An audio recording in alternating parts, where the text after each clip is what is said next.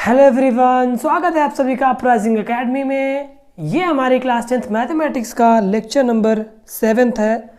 हमने unit 1 start करी, हमने कई सारे क्वेश्चंस किए, कई सारी प्रमेय की और आज ये यूनिट ख़त्म होने का टाइम आ गया है ना।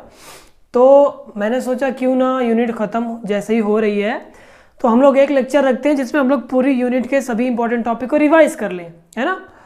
तो आज मैं यही करने वाला हूँ, जो जो हमने यूनिट 1 में पढ़ा है उस सबको रिवाइज करूँगा, है ना। और रिवाइज करने के बाद मैं एक ट्रिक बताने वाला हूँ एलसीएम और एचसीएफ से रिलेटेड, है ना।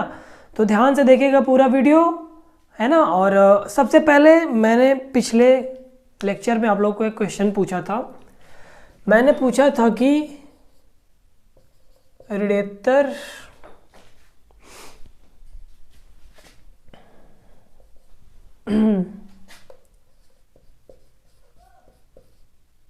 ऋणोत्तर और दूसरी संख्या मैंने क्या पूछी थी, धनात्मक।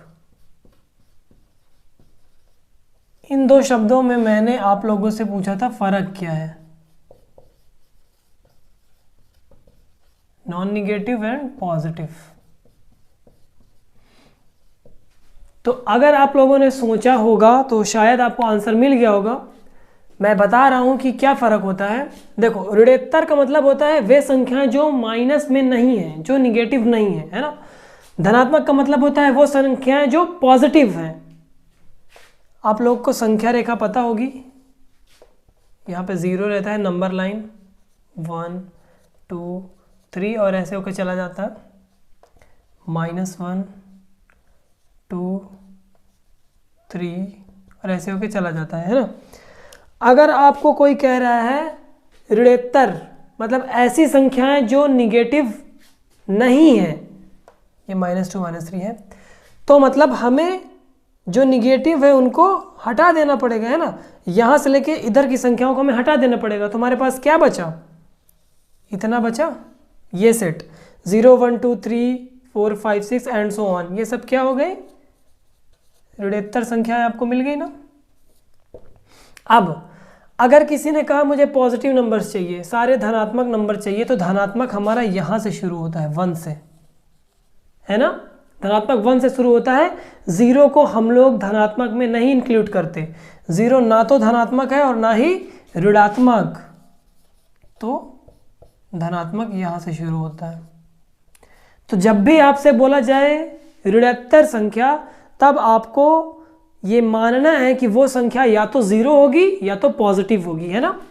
ऋणोत्तर का मतलब होता है धनात्मक संख्याओं के साथ हमें 0 भी लेना है, ये मतलब होता है ऋणोत्तर का, है ना।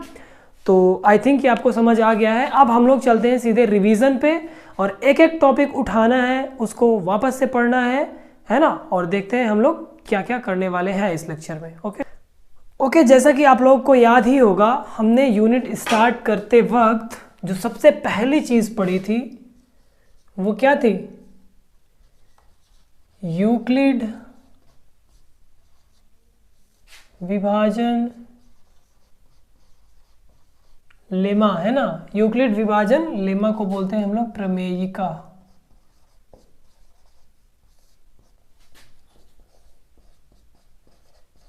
यूक्लिड्स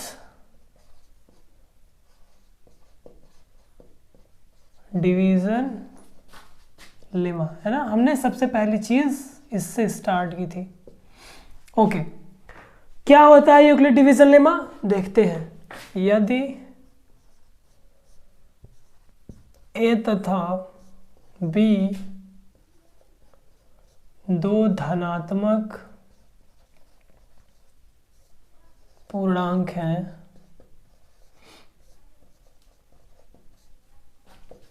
तो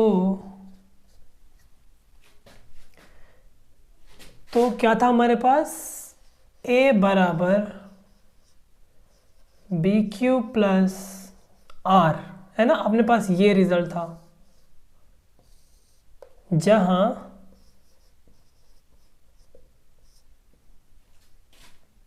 आर जो है वो बी से छोटा, क्यू से छोटा, हाँ बी से छोटा होगा। 0 से बड़ा या बराबर होगा, अरे सॉरी, b से छोटा और 0 से बड़ा या बराबर होगा। और एक और मेन बात कि जो q तथा r है वो दोनों क्या हैं, पूर्णांक हैं, एक्चुअली धनात्मक पूर्णांक हैं, क्योंकि वैसे ये थ्योरम ऋणात्मक पूर्णांकों के लिए भी ट्रू है, लेकिन ये आप लोग के सिलेबस में नहीं है, आप लोग को सिर्फ धनात्मक तक पढ़ना है। पूर्णांक है ना। ये थी अपनी क्या, यूक्लिड विभाजन प्रमेयिका। इसका इस्तेमाल करके हम लोगों ने HCF निकालना सीखा किन्हीं दो नंबर्स का, है ना, काफ़ी इंपॉर्टेंट चीज़ थी ये। और दूसरा इसके बाद हमने क्या पढ़ा, यूक्लिड विभाजन एल्गोरिदम।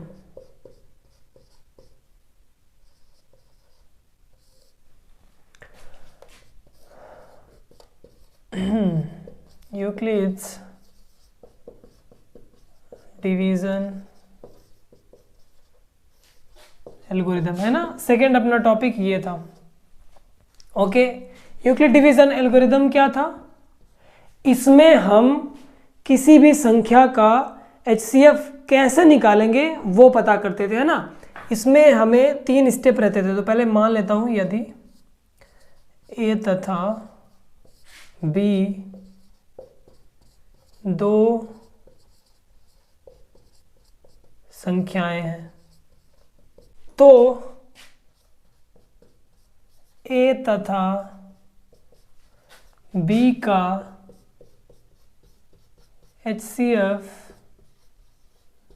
निम्न विधि से निकालते हैं, है ना। यही हमने सीखा था इसमें। अब वो विधि क्या है, इसमें स्टेप्स होते हैं। पहला स्टेप चरण 1। चरण 1 में हम लोग क्या करते थे, Q तथा R फाइंड करेंगे। सबसे पहले हमें जो संख्या A दी हुई है उसको BQ प्लस R टाइप में लिखना रहता है सबसे पहले,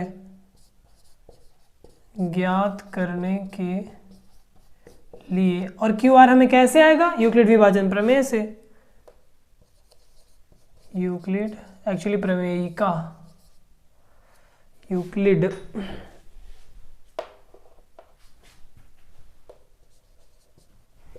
विभाजन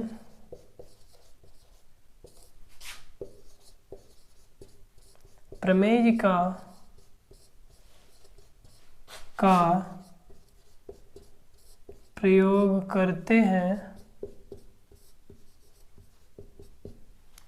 इसका प्रयोग करके हमें क्या मिलता है,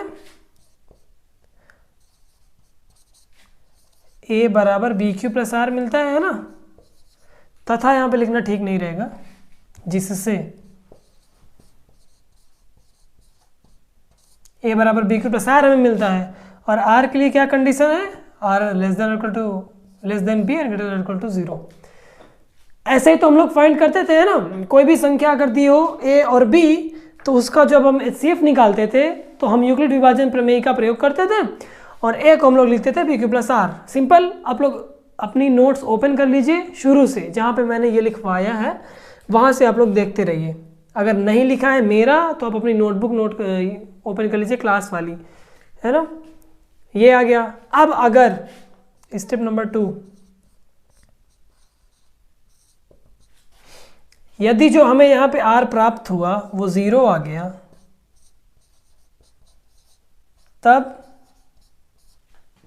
HCF हमारा क्या बन जाता है, B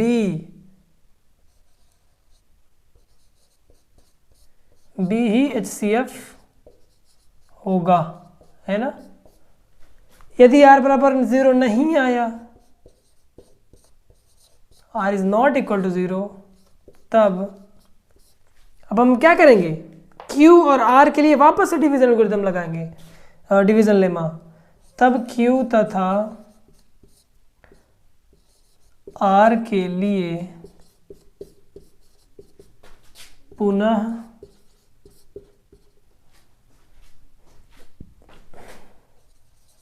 यूक्लिड विभाजन प्रमेय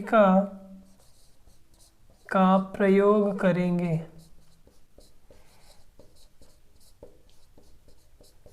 है ना, वापस से हम लोग लगा दिए। अब तीसरा स्टेप,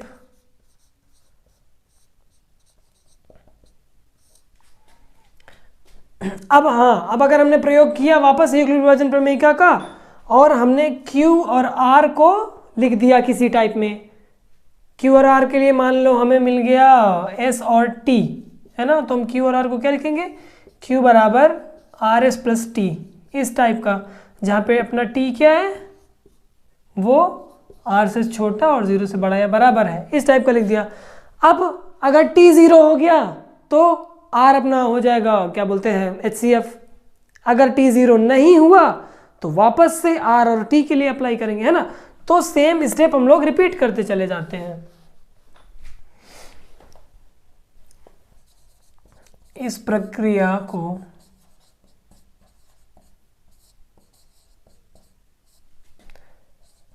तब तक करेंगे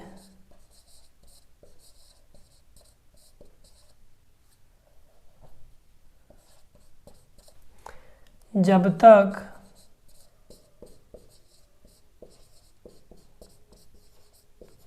शेषफल कितना ना मिल जाए, 0 ना मिल जाए, है ना। इसको तब तक करते रहेंगे जब तक शेषफल 0 ना मिल जाए, और जैसे ही हमें शेषफल 0 मिला वही अपना रिमाइंडर हो जाएगा, है ना। तो इस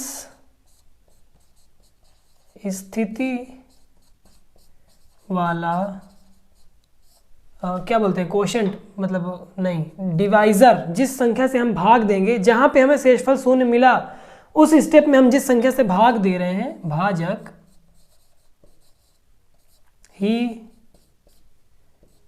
HCF होगा। HCF किसका किसका, A तथा B का होगा। और साथ में एक और कंडीशन होती है, HCF A और B का जो होगा वही HCF Q और R का भी होगा, तथा HCF A, B is equal to HCF Q तथा R, है ना। ये अपनी क्या थी, यूक्लिड विभाजन प्रमेय का, है ना, एल्गोरिथम, सॉरी। इसको यूज़ करके हमने कई नंबर्स के HCF निकाले, कई सारे एग्जाम्पल मैंने आपको बताए, तो ये रिकॉल हो गया होगा आई थिंक, है ना। और इसको एक बार खुद से पढ़ लीजिएगा आप लोग अपनी नोट्स में। अब हम लोग चलते हैं इसके बाद नेक्स्ट टॉपिक पे, नेक्स्ट हमने क्या पढ़ाया है। ओके, चलो तो फटाक से नेक्स्ट टॉपिक पे चलते हैं। हम लोगों ने थर्ड टॉपिक क्या पढ़ा था, थर्ड था अपना फंडामेंटल थ्योरम ऑफ अरिथमेटिक्स, है ना।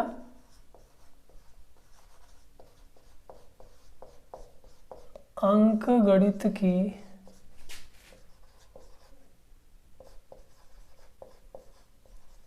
आधारभूत, भूत पिशाच सब कहाँ से आ रहे हैं, प्रमेय, इसका नाम क्या था इंग्लिश में, फंडामेंटल थ्योरम ऑफ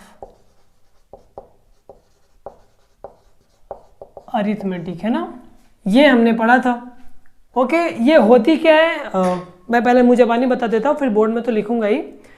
हमें कोई भी संख्या जो भाज्य है, जो डिविजिबल है, कोई भी हमें संख्या मिल जाए तो हम उसको अभाज्य संख्याओं यानी प्राइम नंबर्स के गुणे में व्यक्त कर सकते हैं, है ना। क्या है ये, किसी भी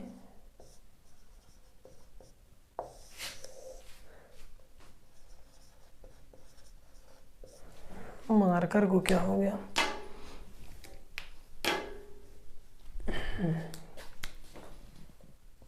किसी भी भाज्य संख्या को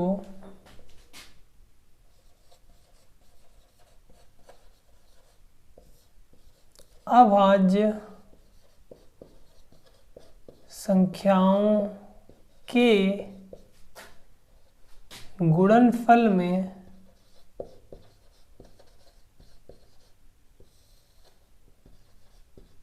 व्यक्त किया जा सकता है।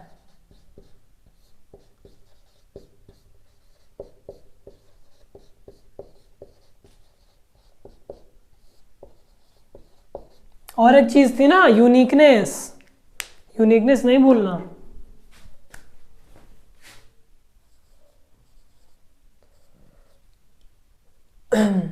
गुणनखंड यूनिक होगा ना, अद्वितीय होगा। कंडीशन क्या रहेगी? बिना फैक्टर्स को क्या बोलेंगे? गुणनखंडों के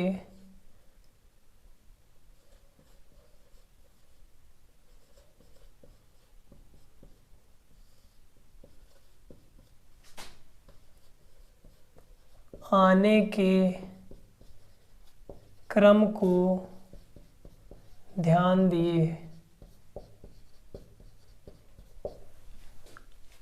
क्या मतलब है इसका? हम किसी भी अभाज्य संख्या को, किसी भी भाज्य संख्या को अभाज्य संख्याओं के गुणनफल में लिख सकते हैं। मतलब हम इसका गुणनखंड कर सकते हैं ना। गुणनखंड तो समझते ही होंगे, फैक्टराइजेशन। और ये फैक्टराइजेशन यूनिक है किस कंडीशन पे? कि हम गुणनखंडों के आने के क्रम को ध्यान ना दें कि कौन सा गुणनखंड पहले आ रहा है, कौन सा गुणनखंड बाद में आ रहा है। एग्जाम्पल छोटा सा मैं बता दूं अगर ना याद हो तो। मान लो 24 कोई भाज्य संख्या है, इसको हम लोग 2 गुणे 2 गुणे 2 गुणे 3 लिख सकते हैं ना। अब ये जो हमने इसका फैक्टर कर दिया, ये क्या हो गया? यूनिक हो गया। अब हम अगर 3 को इधर लिख रहे हैं, 2 को उधर लिख रहे हैं, इन सब चीज़ों को ध्यान ना दें तो हमें 3 और इन 2 के सिवा कोई और ऐसे फैक्टर नहीं मिलेंगे जिससे 24 को इस तरह से रिप्रेजेंट कर सके, है ना। ये थी अपनी फंडामेंटल थ्योरम ऑफ अरिथमेटिक। इसके बाद हम लोगों ने शायद HCF, LCM और गुणनखंड क्या होते हैं, अपवर्त क्या होते हैं, ये सब देखा था, है ना। गुणनखंड अपवर्त तो इससे पहले ही शायद देखा था। तो इसके बाद हमने HCF और LCM देखा था। तो मैंने शायद एक रिजल्ट आप लोग को करवाया था कि किन्हीं 2 नंबर्स के HCF, LCM और उन नंबर्स में क्या फ़र्क होता है ना, क्या रिलेशन होता है। माना A तथा B 2 धनात्मक पूर्णांक है, ओके। तब A और B का जो गुणा होगा वो इनके HCF और LCM के गुणे के बराबर होगा, है ना। ये चीज़ एक आपको करवाई गई थी। ये फॉर्मूला काफ़ी ज़रूरी है, याद कर लेना, ओके। हम लोगों ने ये पॉइंट किया, एक प्रमेय हम लोगों ने की थी जिसको हमने अंकगणित के आधारभूत प्रमेय का यूज़ करके प्रूफ किया था। प्रमेय क्या थी? यदि A p² को विभाजित करता है तो A p को भी विभाजित करेगा, जहां A एक धन पूर्णांक है और p अभाज्य संख्या है। याद करो, बहुत ही इंपॉर्टेंट चीज़ थी ये। इसका इस्तेमाल किस में करते थे हम? इसका इस्तेमाल √3, √2, √5 इन सबको अपरिमेय प्रूफ करने में करते थे, है ना। तो हमने जो 6वां टॉपिक स्टार्ट किया वो क्या था? अपरिमेय संख्याएं।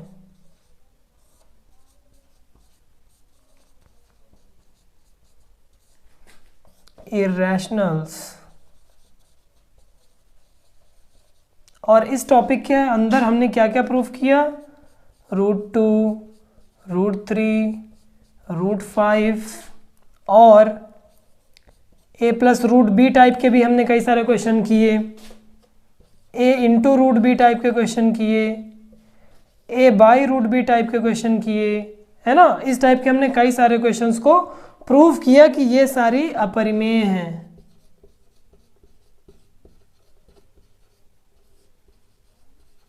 ये हमने इस टॉपिक से रिलेटेड क्वेश्चंस हमने जो देखे थे, है ना। इसके बाद हम लोगों ने एक इम्पॉर्टेंट रिजल्ट किया था। क्या? परिमेय गुणे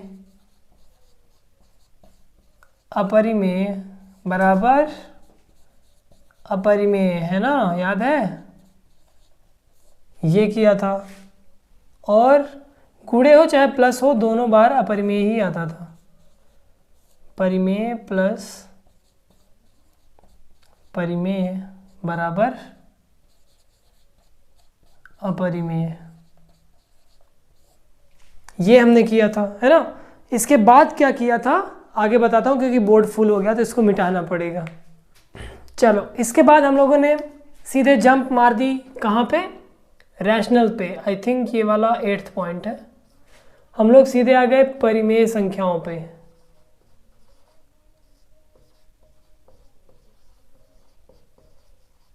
और सिर्फ परिमेय संख्याएं नहीं, इनके दशमलव प्रसार पे, है ना।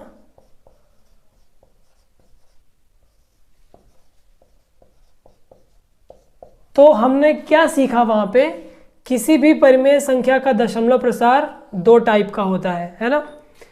या तो शांत रहेगा, एग्जाम्पल शांत का 0.675, है ना, ये दशमलव प्रसार कैसा है, शांत है।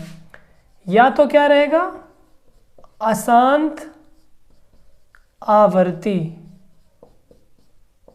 इसका एग्जाम्पल 5.635, 5.555 एंड सो ऑन, है ना। इसको हम और किस तरह से लिख सकते हैं, 5.635 का बार, है ना। ये अशांत हो गया दशमलव प्रसार, है ना। इसके बाद हम लोगों ने 3 बहुत ही इंपॉर्टेंट थ्योरम्स करी। उन थ्योरम्स को मैं आप लोगों को 2 बार बता चुका हूं, अब समय है तीसरी बार बताने का। प्रमेय नंबर 3 क्या किया था, यदि x कोई परिमेय संख्या है, ध्यान से देखते जाओ, पेन कॉपी साइड रख दो, जिसका दशमलव प्रसार कैसा है,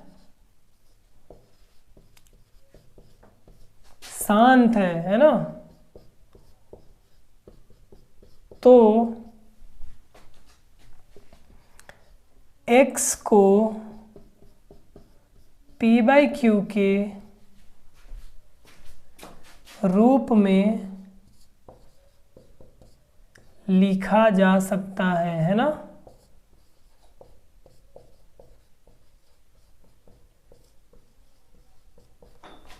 और जहां p और q क्या थे, p तथा q सहअभाज्य थे ना। और इसके आगे q 2 की घात m गुणे 5 की घात n टाइप का था, और m तथा n क्या है, ऋणोत्तर पूर्णांक है।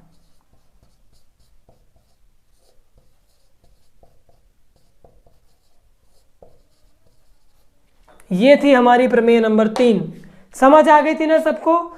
अगर हमारे पास कोई भी नंबर है जिसका दशमलव प्रसार शांत है, तो हम इसको p/q के रूप में लिख सकते हैं। मान लो इसी को मुझे लिखना है p/q के रूप में, तो देखो 0.675 इसको p/q के रूप में लिखना है, तो ऊपर दशमलव भूल जाते हैं और नीचे दशमलव के नीचे 1 बना के जितने उसके बाद नंबर है उतने 0 बनाना है, ये ऐसे। अब ऊपर वाले का गुणनखंड करके यहाँ लिखना है, नीचे वाले का गुणनखंड करके यहाँ लिखना है, जो भी कॉमन फैक्टर है उसको काट देना है। काटने के बाद हम देखेंगे कि जो नीचे बचेगा वो इस टाइप का बचेगा, 2 की घात कुछ आएगा, 5 की घात कुछ आएगा, है ना। ऐसे हम लोगों ने ये टॉपिक किया था। इसके बाद हमारे पास जो थ्योरम आई वो ये थी, इसका जस्ट अपोजिट, यदि x बराबर p/q है, x कोई संख्या जो p/q रूप की है, जहां p तथा q क्या है, सहअभाज्य है, पहली चीज तथा q किस टाइप का है, 2 की घात m गुणे 5 की घात n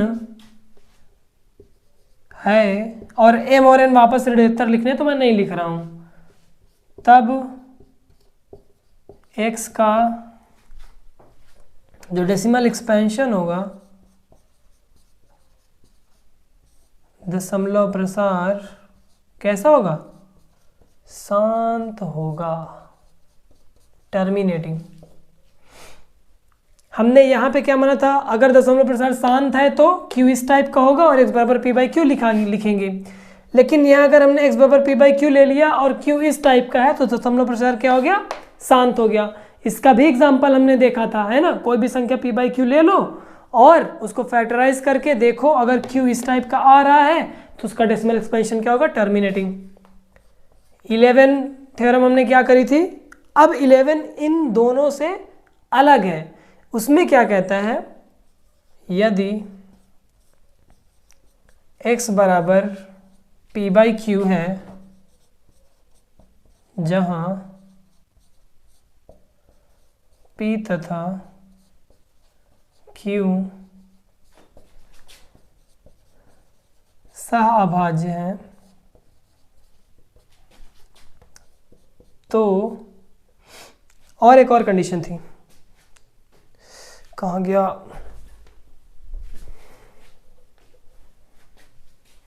तथा जो अपना Q है वो इस टाइप का ना हो इस बार,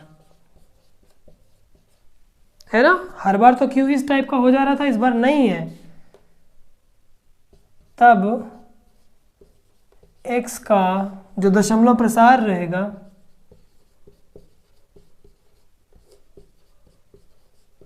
इस बार ये बेटा शांत नहीं हो पाएगा। अगर शांत नहीं है तो एक ही ऑप्शन है अपने पास, क्या है, अशांत आवर्ती, नॉन टर्मिनेटिंग और रिपीटिंग, है ना, होगा। ये अपने पास थ्योरम थी। हमने इतना सब कुछ पढ़ा पिछले जो है यूनिट, पिछले लेक्चर तक हमने पहले यूनिट में इतना सब कुछ पढ़ा। इसके बाद मैंने कुछ क्वेश्चंस करवाए आपको, लगभग 7-8 क्वेश्चंस करवाए, जिनमें 3 टाइप के क्वेश्चन थे। पहला क्वेश्चन क्या था, कोई भी डेसिमल एक्सपेंशन दिया होगा, हमें उसको p बाई क्यू के रूप में बदलना है और ये बताना है कि q किस तरह का है ना। अगर वो डेसिमल एक्सपेंशन टर्मिनेटिंग था तो q हमें 2 की घात समथिंग, ये 2 की घात m गुणे 5 की घात n टाइप का मिल जा रहा था, है ना। अगर डेसिमल एक्सपेंशन नॉन टर्मिनेटिंग था तो हमें इस तरह का नहीं मिल रहा था, पहली बात। अब अगर हमें दिया हो कि डेसिमल एक्सपेंशन अशांत आवर्ती है, तब हम उसे p बाई क्यू के रूप में कैसे लिखेंगे। सबसे इम्पॉर्टेंट चीज़ यही थी, हमें दे दिया गया था कि कोई भी नंबर मान लो, अब मैं लिखूं क्या, चलो लिखे दे रहा हूँ, 0.67 है, ऐसे ये रिपीट होते चला जा रहा है, तो अब हम इसे p बाई क्यू के फॉर्म में कैसे लिखेंगे, ये मैंने बताया था आपको पिछले लेक्चर में, है ना। बहुत अच्छे से समझाया, 3-4 एग्जाम्पल। अगर नहीं देखिए वीडियो तो जाकर देख लो, लेक्चर नंबर 16, ओके। और ये हमने समझाया था और इसके बाद अपना यूनिट ख़त्म हो गया था। तो अब ये रिवीजन भी कंप्लीट हो गया है। अब टाइम है उस ट्रिक का जिसका मैंने वादा किया था, है ना। तो चलते हैं फटाक से उस पर। ओके, मैंने आपको किन्हीं 2 संख्याओं और उनके एलसीएम व एचसीएफ में जो क्या बोलते हैं रिलेशन होता है वो बताया था, है ना। a और b 2 संख्याएं हैं, तो a गुणे b बराबर क्या होता है, HCF of a into B, a comma b, और गुणे LCM of a comma b, है ना। ये होता था एक रिलेशन। और हमने ये भी देखा था कि ये रिलेशन 3 संख्याओं के लिए पॉसिबल नहीं है, मतलब कि a गुणे b गुणे c ये नहीं है बराबर किसके, HCF ऑफ ABC गुणे LCM ऑफ ABC, ये हमने देखा था, है ना। लेकिन हमारे पास एक उससे अच्छा रिजल्ट है कि नहीं 3 संख्याओं के LCM और HCF से रिलेटेड, है ना। मान लो पी क्यू आर हमारे पास कोई 3 संख्याएं हैं जिनका हमें एलसीएम और एचसीएफ निकालना है। ओके, तो जो एलसीएम होगा पी क्यू आर का वो क्या होगा, पी गुड़े क्यू गुड़े आर गुड़े HCF of P Q R, है ना, divided by HCF of P Q गुड़े एचसीएफ ऑफ क्यू आर गुड़े एचसीएफ ऑफ पी आर, है ना। इस टाइप में हमें एलसीएम निकल सकता है अगर हमें एचसीएफ पता है तो। अगर हमें एलसीएम पता है तो हम एचसीएफ बड़े आसानी से निकाल सकते हैं ये फॉर्मूला लगा के। इसमें पी क्यू आर वैसे ही रहेगा और जहाँ जहाँ हमने एचसीएफ निकाला है वहाँ वहाँ एलसीएम निकाला जाएगा। याद करने के लिए बहुत आसान फॉर्मूला है, एक पैटर्न टाइप बना हुआ है, पी क्यू आर ऊपर पी क्यू आर और नीचे पहले 2 को लिया जाएगा, फिर ये वाली 2 को लिया जाएगा और फिर ये वाली 2 को लिया जाएगा, है ना। एकदम आसान सी ट्रिक है, आप लोग इसको अप्लाई करके आराम से किन्हीं 3 नंबर्स का एचसीएफ और एलसीएम निकाल सकते हैं। अब ये लेक्चर यहीं पे ख़त्म करता हूँ मैं। नेक्स्ट लेक्चर से हम लोग स्टार्ट करेंगे यूनिट नंबर 2, है ना। तो नेक्स्ट लेक्चर से हम लोग स्टार्ट करते हैं यूनिट, और अब मिलते हैं आप लोगों से नेक्स्ट लेक्चर में। और आशा करता हूँ कि आप लोग को सारे वीडियो समझ आ रहे हैं। फीडबैक दीजिए अगर आप लोग को नहीं समझ आ रहा है तो मैं कुछ और ट्राई करूँगा, है ना। तो फिर मिलते हैं नेक्स्ट लेक्चर में। Thank you.